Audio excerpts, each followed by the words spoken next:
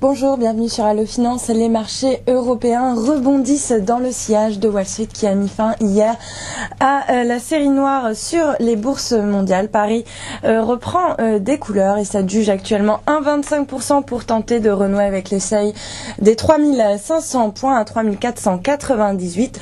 Francfort grimpe de 1,16% et puis on a un petit rebond aussi à Milan qui s'adjuge 1,82%. Côté valeur, AXA a présenté des résultats meilleurs que prévus au titre de son premier trimestre. Son résultat net a été multiplié par plus de 4 et atteint pratiquement les 4 milliards d'euros. La publication est saluée par le marché. Le titre s'envole de 5,15% à 12,63 €. Bon duel qui a renoué avec la croissance organique en réalisant un chiffre d'affaires de 1,726 milliards d'euros, soit une hausse de 10,7% et pourtant sanctionné par le marché. Le titre perd 1,91% et puis mal orienté également, on retrouve Veolia qui a enregistré une perte nette de 67,2 millions d'euros au T2 en raison de 800 millions d'euros de dépréciation. Le numéro 1 donc mondial des services à l'environnement avait pourtant affiché un bénéfice net de 374 millions d'euros un an auparavant. Le titre ferme la marche sur le CAC avec un recul de 0,98%.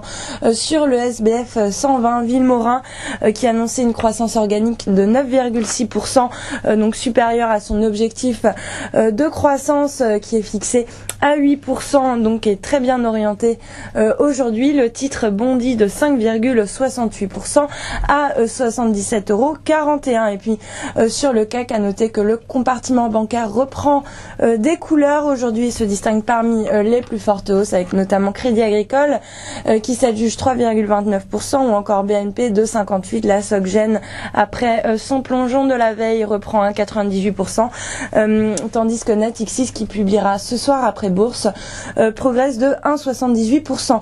Sur le marché d'échange, le yen chute face au billet vert et à la monnaie européenne après l'intervention du gouvernement japonais sur les marchés dans l'optique de contrer la flambée de la devise nippone qui renouait avec son précédent record qui date de la Seconde Guerre mondiale. L'euro bondit donc de 2,6% face au yen à 113,61. Le dollar, lui, cède du terrain face à la monnaie nippone à 79,44 en hausse donc de 3%. L'euro, lui, reste stable face au billet vert, continuant de tester le seuil des 1,43 à 1,42,99 actuellement. Le WTI est à l'équilibre à 91,90, tandis que le Brent à l'équilibre également se négocie à 113,27. Et puis pour terminer, l'once se stabilise également à 1665 $ l'once. Voilà pour l'ouverture. À très bientôt sur Allo Finance.